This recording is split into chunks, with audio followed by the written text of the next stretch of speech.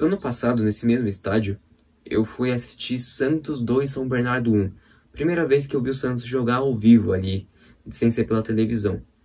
Esse ano, eu assisti Santos 3 Juventude 1, no mesmo estádio. Nunca tinha visto o Santos perder ao vivo. Pensei em ver nesse final de semana. Tive que trabalhar, não pude ver o Santos ao vivo. O que aconteceu? Eu não fiz igual 54 mil pessoas fizeram.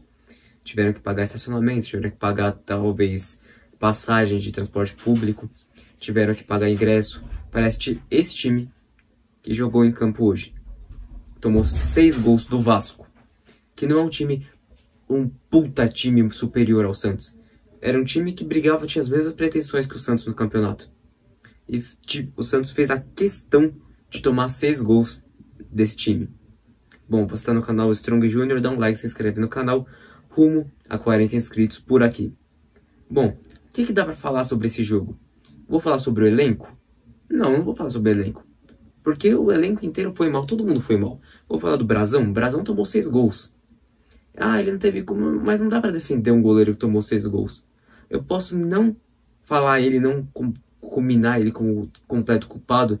Mas dá pra falar, o Brazão... Dessa vez não dá pra passar. Vou falar da zaga. A zaga Luizão e Luan Pérez, que nunca tinha jogado junto antes. Totalmente perdida em campo. O Escobar, que entrou não sei porquê também... Essas substituições desse técnico aí, sem sentido nenhum. O meio de campo, primeiro a ser preterido pelo técnico Gabriel Bontempo. Quando eu comecei a ver o jogo, no segundo tempo, já estava o Rincon e o Zé Rafael já.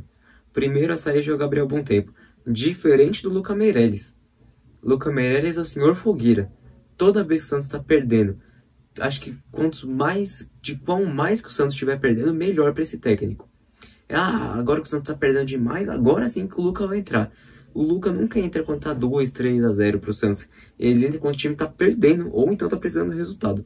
Aí que o Lucas entra. Estão pensando que ele vai fazer o quê? Vai fazer igual ele faz na base contra pessoas de 20 anos, 19, 18. Porque vai colocar ele ali no finalzinho do segundo tempo, e aí ele vai fazer o que ele faz na base. Sem nenhuma minutagem no profissional. Tá certinho, vai ser assim mesmo. Guilherme foi encontrado no restaurante de luxo após levar 6 gols. Tá certinho. Acho que ele sentiu bem essa derrota aí. Sentiu completamente, tá sentindo igual a mim. Cabalheiro já talvez podia ter sido testado titular, não sei. Mas quando a água já estava batendo na bunda, ele entrou também. Roleiser, que não pode ser reserva dessa equipe. Ao invés de entrar já no intervalo, para mudar a cara dessa equipe, não, ele foi entrar na metade do segundo tempo. E faltou o Tiquinho Soares também, que também é muito apagado no jogo, fazendo o que ele se propõe a fazer, fazer uma parede ali, de repente fazer uma tabelinha. Neymar também está muito apático nesse jogo, mas também Neymar sentiu, deu para ver que depois do jogo ele chorou em campo e tudo mais. Todo esse resultado se constrói através de um nome e um sobrenome. Kleber Xavier, que escalou mal e mexeu pior ainda. Escalou um time que nunca tinha jogado junto, começar pela zaga, Luizão e Luan Pérez, nunca tinha jogado junto. Souza foi o primeiro a ir para o espaço, foi o Escobar no lugar dele, porque faz completo sentido, né? Tá 1-0, o Escobar no lugar do Souza, que ele é mais defensivo. Tá, isso aí fez completo sentido. O Zé Rafael e o Gabriel Bontempo da base, primeiro a ser preterido também, já foi pro banco. Entrou o Rincon, que é mais experiente que ele, pensando com a cabeça do técnico. Roleiser foi entrar só na metade do segundo tempo.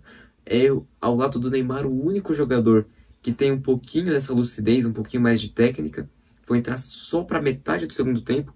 Lucas Meireles, senhor fogueira, só entra quando o time está perdendo de 1 ou mais gols de diferença, como foi infelizmente hoje, né? 6 gols de diferença.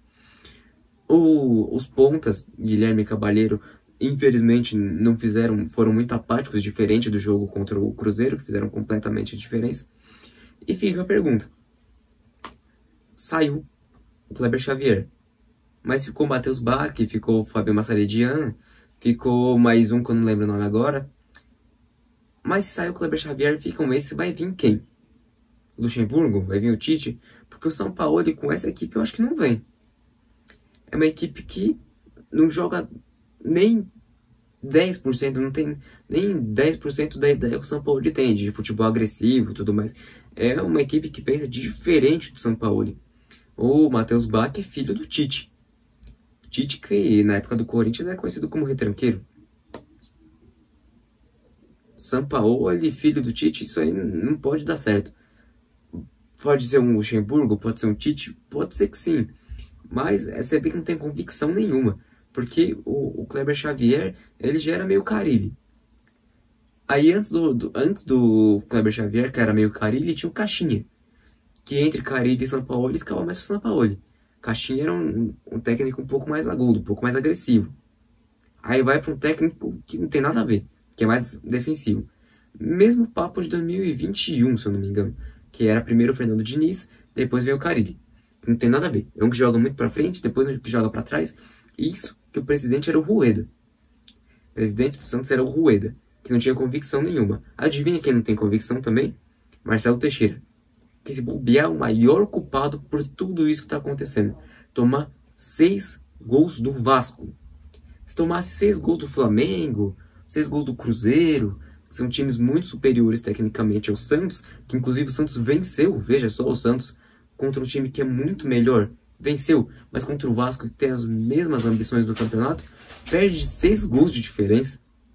Enfim, mais uma derrota vexatória para a história do Santos, assim como 7-1 no Beira-Rio, 7-1 no Pacaembu, 6-0 contra o Vasco no Morumbi, mas dessa vez é como mandante. Tem que ver o que se passa na cabeça desse presidente, na cabeça desses assessores, essa alta cúpula, né, dita por esse presidente. E o que eu tinha a dizer no vídeo de hoje era isso. Muito obrigado por ficar até o final. Strong Juniorino. Até a próxima.